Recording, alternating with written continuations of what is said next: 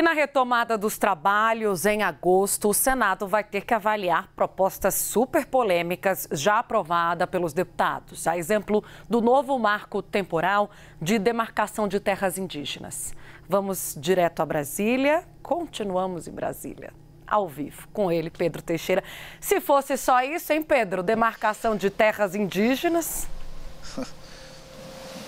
Tem muita coisa para ser analisada no Senado Federal, viu, Tainá?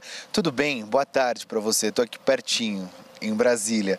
Vamos nessa neste domingo, viu, Tainá? Tem muita coisa que precisa ser analisada no Senado Federal com a retomada dos trabalhos do Legislativo. Tem reforma tributária, tem também outras questões que são importantes para o governo, mas tem esses textos polêmicos que foram aprovados na Câmara dos Deputados, alguns deles, inclusive, discordando da posição do governo federal, em alguns casos, justamente para marcar a posição dos deputados sobre a quantidade de votos que o presidente da Câmara, por exemplo, tinha para determinados projetos, para aprovar determinadas matérias.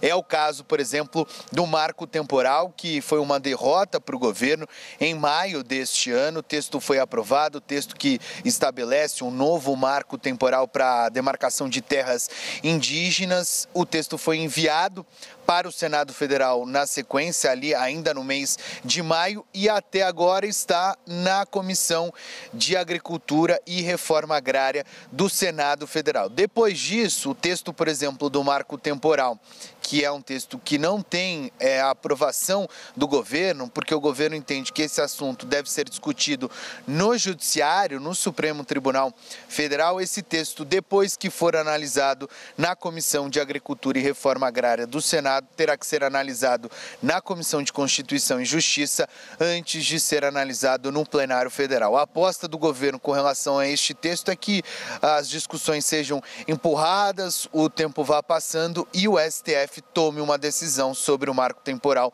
das demarcações de terras indígenas. Outro texto bastante polêmico que também deve começar a ser discutido com a retomada dos trabalhos do Legislativo no próximo mês de agosto, nas próximas semanas, é sobre o texto que torna crime a discriminação contra pessoas identificadas como politicamente expostas. Então, tanto presidente, governadores, parlamentares, integrantes de partidos, por exemplo, tesoureiro de partido e também representantes dos tribunais judiciários. Este texto é bastante polêmico, foi aprovado na calada da noite e também terá que ser passado em diversas comissões lá do Senado Federal. De qualquer forma, são matérias que foram aprovadas na Câmara e que agora terão que ser discutidas no Senado. Volto contigo, Tainá.